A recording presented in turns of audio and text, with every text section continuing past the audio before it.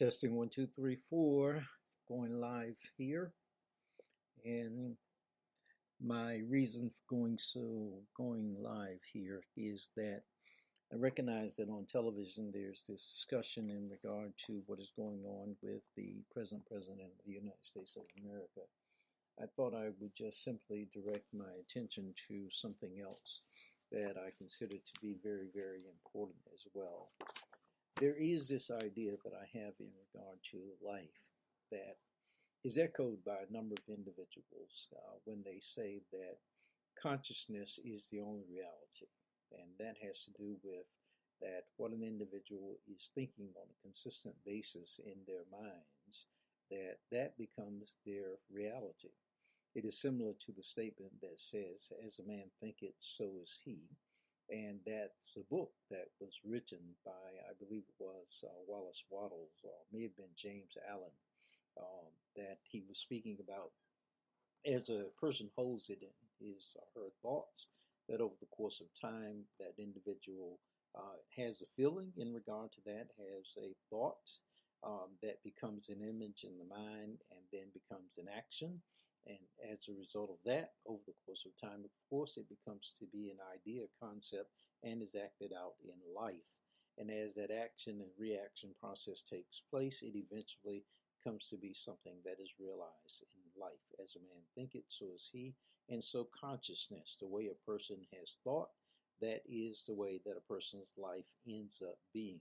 Of course, that is also similar to the idea that an individual actually, as you look at the Bible and the other sacred texts, it says basically the same thing. As a man thinketh comes out of the Bible, of course, and then it is done unto you as you believe.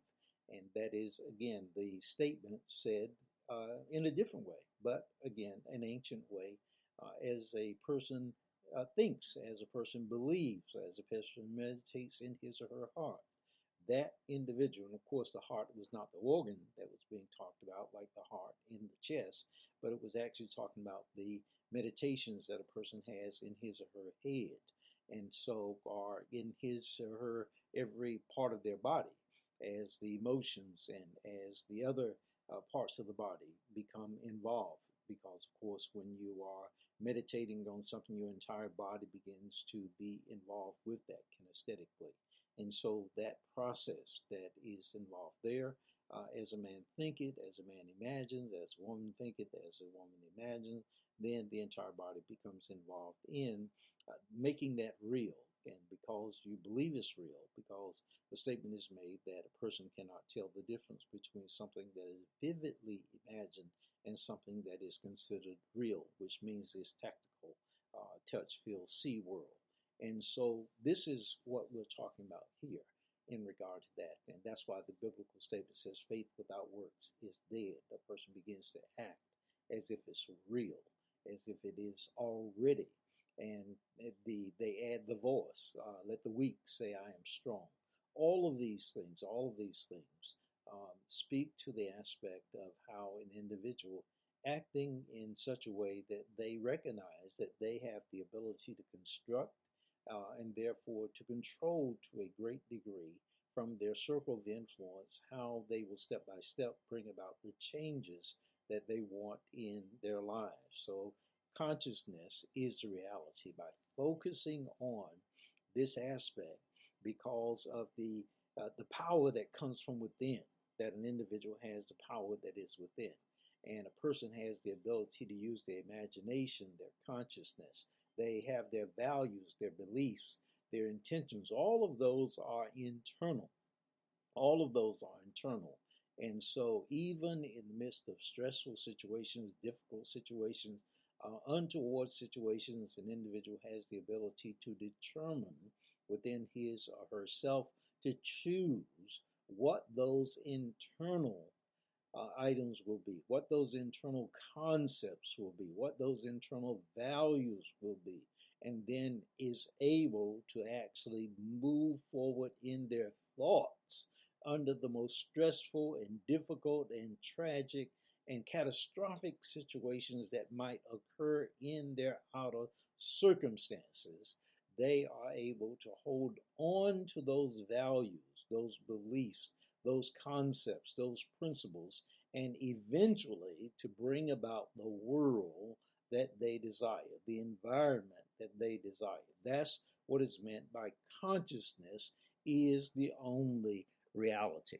In fact, the idea is that if an individual truly has a desire and truly has a dream, truly has a vision that is inspired and in harmony with the rest of the universe, with the rest of, you might call it the society, the culture, the world, the energies that are all around us, then everything else will work together with that individual in order to bring those dreams, those visions, those desires into being.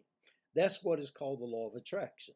That's how it works, is that all things begin to work together for that individual's good, because it's not that individual's good, it is the collective good of the entire universe. It is the collective good of the community. It is the collective good of the state, if you will. It is the collective good, so that all people will benefit. And you know how they say a rising tide lifts all boats. A rising tide lifts all boats. And so this is what is involved there. And so it becomes vital for the individual to go through a process by which that person wakes up or becomes self-aware and ask the question, what am I feeling? What am I seeing? What am I thinking? And we call that process of waking up the inner vision or the inner journey of self-awareness. That's a process by which a person begins to wake up. And there are various things that wake a person up. They actually go through a process of waking a person up. Many times when a person has lost a loved one, there's a shift that takes place in consciousness, if you will. You see things that you did not know before, did not understand before, or you see them in a different way. Now, this shift can go in one way or the other. It could be that you shift down, which means that you actually go through a process by which you see less than you saw before. Now, I've personally had both of the experience where you shift down because of the pain, the suffering, the grief that you are having as a result of the loss of a loved one.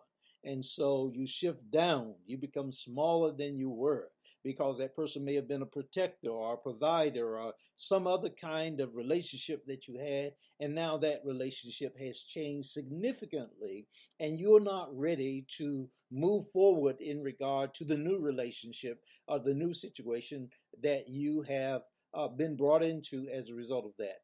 And the hero's journey, which you will hear me talk about from time to time, the hero's journey calls that particular experience of shifting down, they call that the refusal of the call. The first step in the hero's journey is that the person is in the ordinary world. It's the world that they have always known, or it is the world that is ordinary. No real drama, no real conflict. And oftentimes that is because that person does not have a particular level of responsibility in that world. And so that's what's going on there. But then some kind of disorienting event or some kind of catastrophic situation takes place. Some kind of loss, some kind of trauma takes place. And that trauma is the call to adventure, according to the hero's journey concept. And so that drama, that trauma is a call to adventure. But a person does not have to accept the call. The person can say, nope, I don't want to do that. And I use various examples in regard to that. There is the story of Star Wars, which is a long saga, but in each of those particular experiences, there's normally, not always, but normally a call to adventure. It was Joseph Campbell who wrote the book, The Hero with a Thousand Faces, and anybody that reads that book can hear about this hero's journey. It's called the monomyth, and this is just one of the steps that are in there. And people have the aspect that whether or not it is 17 steps that are articulated within that particular book, or whether or not it is 3 different steps with a number of sub-steps, in regard to that. I've set up a chart where it is 10 individual steps. So a way of looking at it. If you do the 17 steps, then this would be the first, second, and third step that I'm talking about now. So the call to adventure, you have the ordinary world. That's step number one. That's the beginning stage. And then you have the call to adventure. That would be step number two. And then step number three actually would be whether or not you're going to accept the call or you're going to reject the call, which would be the refusal of the call. I just simply call it the acceptance. And so in order to accept, then you have to acknowledge that you had a choice, and then you can either accept or that you can reject it. If you reject it, you go back to things as they are. And so one of the places where you see that, the original Star Wars, if you get that particular movie, you see where Luke Skywalker is there in his home, and there in his home, there comes this particular little robot that comes, and the robot comes to him because there's this princess that has sent a note, and it's not even to him actually. He intercepts the distress call from someone else, and it is being sent to someone else. It's not even supposedly to be to him, but he sees this little person that is in this particular holograph at that particular time, and the holograph says, "Help me, Obi-Wan Kenobi, you're my only help." And when he sees it, he wants to get it to the person who it is mailed to, so to speak. And so he looks for old Ben. You remember that story? Just get the original movie, or it's in a DVD, I'm sure. You can get it online. You can understand what is being said here if you missed it. That whole piece in regard to that. Help me, Obi-Wan Kenobi. Help me, Obi-Wan Kenobi. You're my only help. And this is Princess Leia seeking to speak or send a message to Obi-Wan Kenobi, or old Ben, as Luke Skywalker speaks of him. And so he wants to deliver, now that he's got that message, he wants to deliver it to old Ben. And when he finds old Ben, he then tells him about the particular item. And old Ben says to him, tells him about the Jedi. And the Jedi, and he says, well, I'm not so sure that they are for real. And then old Ben tells him that he was a Jedi Knight, and that his father, Luke Skywalker's father, was a Jedi Knight. And of course, Luke Skywalker doesn't believe that. He says, my uncle told me something different. And Obi-Wan Kenobi then tells him, well, I was a Jedi Knight and your father was a Jedi Knight, and that he actually had a sword or a lightsaber that belonged to his father. And so he then invites him to go with him in order to save this princess whose holograph that he has just seen. So that's the call to adventure. And then Luke Skywalker says, nope, I'm not going. I'm going back to the farm. I'm not going. But of course, he goes back to the farm, and the Empire has burned not only the farm, but has burned his aunt and his uncle. And then he accepts the call to adventure. And so you have that particular experience that takes place in regard to that. And so that's, again, like the wake-up call that takes place. It is a wake-up that takes place. It is a shift in one's awareness. It is a shift in one's consciousness. And he sees that his next step is to bring about a change, because the door to the past is no longer there. So that change could be brought about by trauma.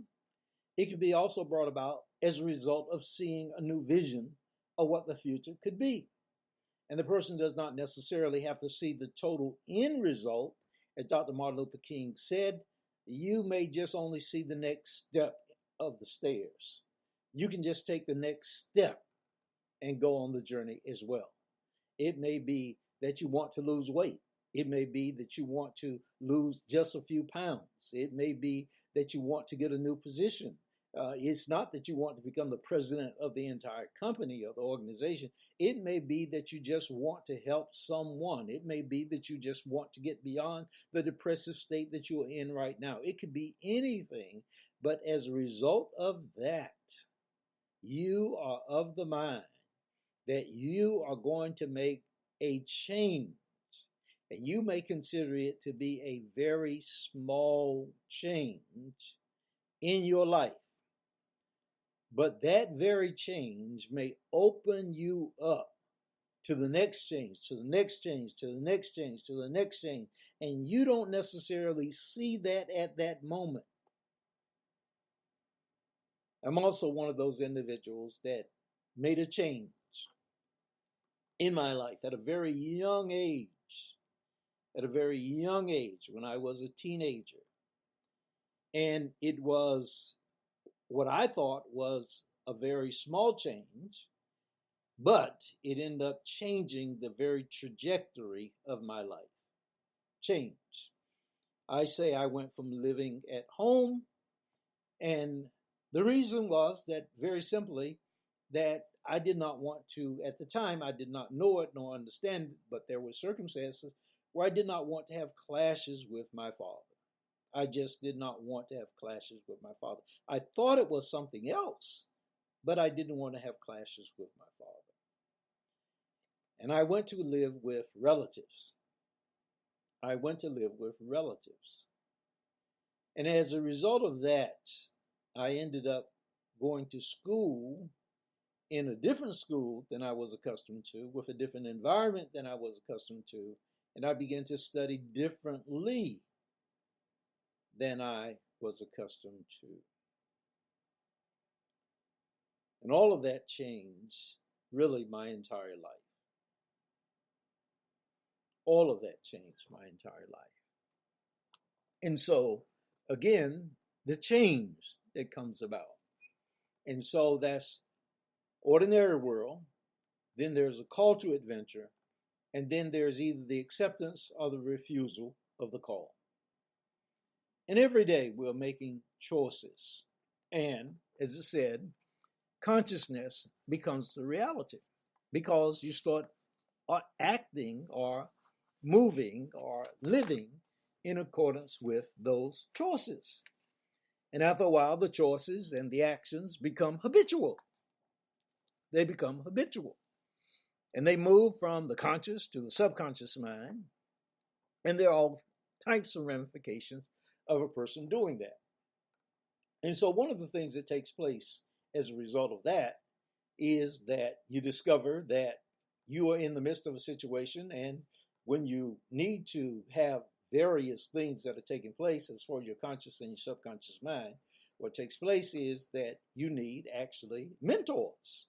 You need aids. So Luke Skywalker has a lightsaber, but how do you use it? How do you use it effectively?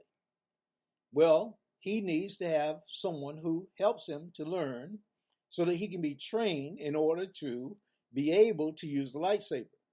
Because the lightsaber is connected to the Force. It is a symbol of one's connection to the Force. It's not just a lightsaber, but the lightsaber is a symbol that someone has been trained to understand how to direct really an inner power that is both inside of one and is all around one. And he needs training. And that's often the case, if not always the case, when it comes to an individual. When they have seen something and they desire something, it is so often necessary that that individual get additional knowledge, they get additional skills, they gain additional understanding, they get additional insight. And as a result of the discipline, then they are able to receive really some direct impartations that can come to them in those key moments when you hear this thing like, trust the Force, Luke. I say to people that I don't care what I'm doing. If I do something, then what you have to do, rather than just simply mimicking, just stepping right behind me, you have to think. You have to think. You have to pray. You have to meditate. You have to go through your process. You have to get your disciplines down. It is vital that you get your disciplines down. It is absolutely necessary that you get your disciplines down. I had mentioned to you earlier that I was reading this book that has to do with the disciplines of the spirit. And it is by Dr. Howard Thurman. And he opens the first chapter of the book with the title Commitment.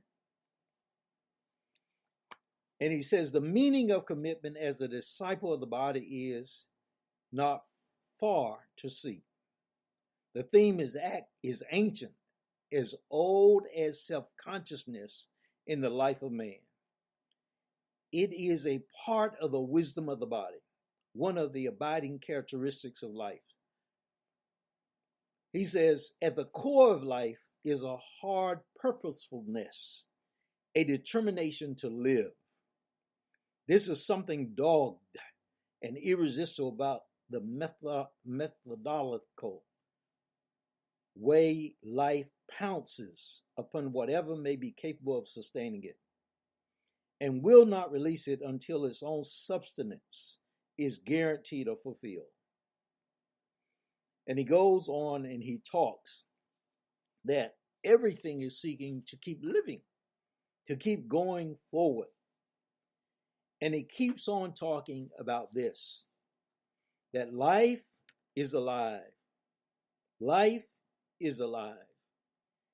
And as he keeps on going in regard to that, he says, thus far we have dwelt upon only one main point, and that is the building characteristic of all forms of life is to seek always to keep free and easy access to the source of the vitality or aliveness in which all life finds abiding security. The process by which a particular form of life does this constitutes the nature and type of that organism's discipline. To say that this is a living universe is to say that life itself is alive, and this aliveness expresses itself always in seeking, yes, in goal seeking. So he is talking about this aspect that when you're alive, you are seeking a goal. You're moving toward a goal. And it's vital that a person understands that.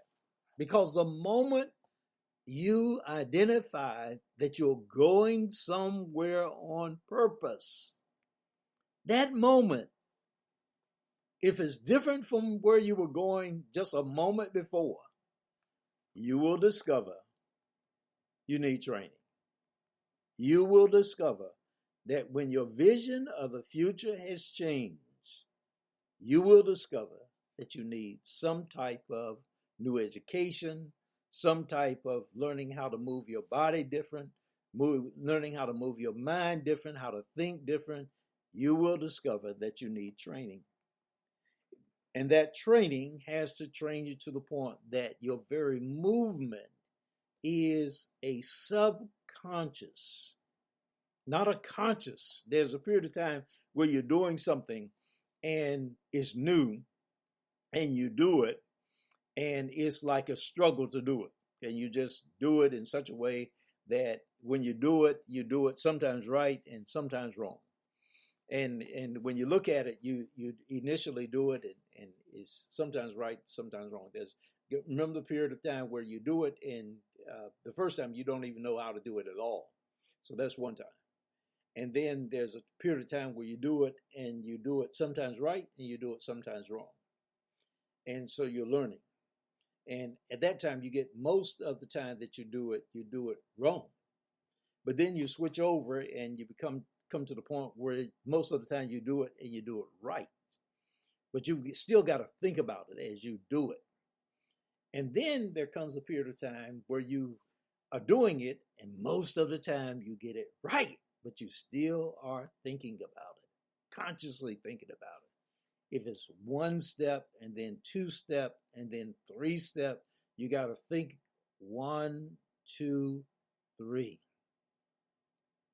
But there comes a period of time after you've done it for a period of time and got the right training that you can do it subconsciously. You just do it. You just carry it out just like that. It's done by your subconscious mind. And it's at that point that is being talked about when it says consciousness is the only reality. What you do at the point that you come to when it is just simply subconscious, it is automatic. It is like birds flying south. Like birds, like when they say that salmon go to the places in Alaska, wherever it is that they go in order to spawn, to Michigan, wherever they go, when they go to spawn, they just do that automatic. And you have intentionally made sure that you travel in that direction. When you get to the point where you can trust God, you can trust spirit, you can trust the force, whatever name you want to call that, you can trust automatically that I know that when I do this, spirit will do spirit's part. In the biblical account, there's a story of Solomon building a temple, and Solomon promised, made a covenant with spirit, made a covenant with God. And the covenant was, God, if I build you a temple, that you will inhabit it. You will inhabit it. And it's a glorious experience when you think about the size and the equipment and the gold and the silver and everything that was in that temple that Solomon was building, had built, when you think about it. And then after this glorious temple was built, Solomon gathered all the people to the celebration, and he then prayed before everybody. I mean, he was on the spot at that moment. He had this glorious building that he had built at such great expense to everybody, and he prayed and he bowed and he prayed, and he basically said, I've done everything that I have promised that I would do as a result of being in a covenantal relationship with you. I've done everything that I knew to do. And now God, now Yahweh, now Lord God Almighty, by every name, El Shaddai, Jehovah Jireh, by every name that I can come up with and call you by every name. You said that if I did this, we agreed that if I did this, you promised that you would feel it. The text says that the glory of God filled the temple, that no person could stand in that temple at that time. I believe, I am convinced that the same God that did that for someone named Solomon, whether or not anybody, when we look at some of these texts in the Bible, whether we're calling them true or not, or whether or not they're absolutely, unconditionally, exactly the way that they happen or whatever, I believe that in principle, the idea is the same. The idea, the principle, the idea is the same, is that somewhere in the midst of us, there is this that is God. There is this that is spirit. There is this that is divine. That we enter into this understanding that there's something about us that existed before there was time. That in the biblical account, it says that God shaped this being, this humanity, in his own image. It shaped him in his own image. And whether you believe that is some kind of image meaning physical, but I'm more convinced and more concerned with the aspect that in some way, there's something that is godlike about every human being. The Constitution of the United States endowed by their creator with certain inalienable rights. So we have a creator. That there's some family resemblance within each one of us. I believe it was Nelson Mandela quoting, I believe it was Marion Williamson, and he talked about this aspect of a light within us, spirit within us, all of that in our DNA. There's something godlike within us, something about the Creator that remains. We have an imagination. We have the ability to speak. All of these things are within us. And so these things come forth when it comes to our commitment. And finally, This man, Howard Thurman, says the real magic is the magic of growth itself. There's discipline at work here. Energy is available for the seed or organism, and what he's talking about is the human, but under certain given conditions. It does not matter how simple or complex they are, or how self-conscious or lacking in any kind of consciousness. The process itself has to be followed. The process itself has to be followed. In the following, in the obedience to the process, the discipline is apparent. It does not matter what variation there may be in the way the means of life are channeled into the organism or living cell, but they must be channeled if life is to be continued, and within very definite lines according to observable conditions.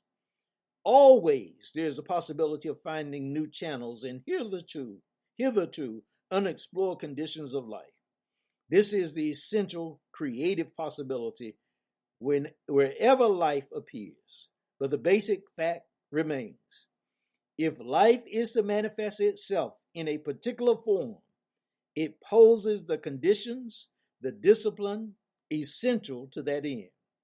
The particular form of life is committed to a way of survival, a way of keeping things alive. In other words, Spirit is going to flow through you. Spirit is going to flow through me in the same way that Spirit has flowed through every individual since the beginning of time. Since humanity showed up, Spirit is still flowing through people, you, me, everyone else. And when we channel it, and that's our purpose in regard to this, how do you channel it? You have practices, you have disciplines, you have processes by which you go through and you learn this and you bring them to the point that they are something that you do on a subconscious level. You just get to the point that after they become a habit, they become to the point that they're just simply subconscious. It is something that you do, like we say, like driving. You get to the point where you just know how to drive, or you know how to ride a bike, or you know how to ride a motorcycle. Whatever it is that you can do subconsciously, you get to the point that you can do this in that way. That's what I Will Restore is about. So that you tell yourself a new story. A new story. We're not about the magic part of what we call spirituality. Oh, yes, the magic will come, but it's the magic of the commitment. It is the magic of the growth. It is the magic of the discipline. Individuals want instantaneous, and I'm not against instantaneous. I've seen instantaneous healings, deliverance, all of that. I've seen it all. I've seen it all. But somewhere there's someone who's spent days, years, days, months, weeks, months, years, decades, if you will, looking at the aspect of learning the discipline, whatever it is that you may see. And that's what individuals are invited to. And you may be a prodigy and everything else in regard to that. And I'm all for everything when it comes to these kinds of things. But even without that, do your disciplines.